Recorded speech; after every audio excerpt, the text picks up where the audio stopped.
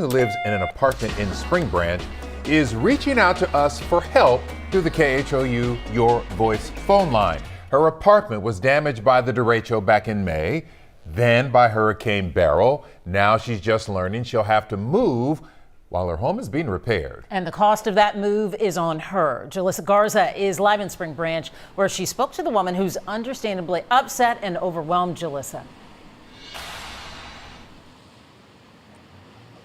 Yeah, Mia, that's exactly how she feels. She actually tells me she received a letter last Friday from the apartment complex saying that her family and other residents have to move out by the end of this week so that repairs and renovations can begin. But she tells me her family can't afford that right now, and she's worried.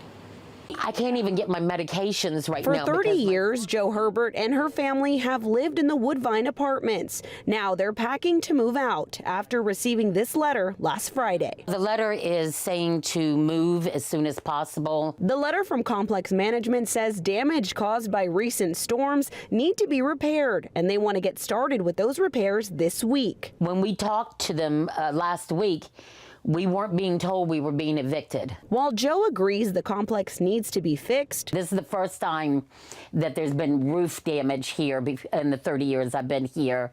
The apartment building right in front of us, actually the roof, the corner of it came up off of it. All the upstairs apartments got flooded in that building. She can't help but worry. All three of us have disabilities and we're all on a fixed income.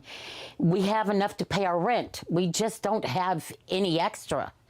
Right now, we're sitting at about $10 between the three of us. According to the complex's letter, they'll refund money, but Joe and others won't see any of it until they turn their keys in. We're getting as much packed up as we can.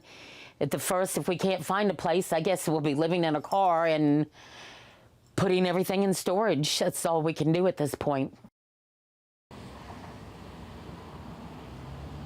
We did speak with an office employee at the complex this afternoon. They tell me that not everyone who lives in the complex received a letter like Joe did, just folks who live in buildings that have severe damage. Now, that employee tells me she doesn't know if other folks will get a letter like that. They're just taking it day by day, especially since we're still in hurricane season.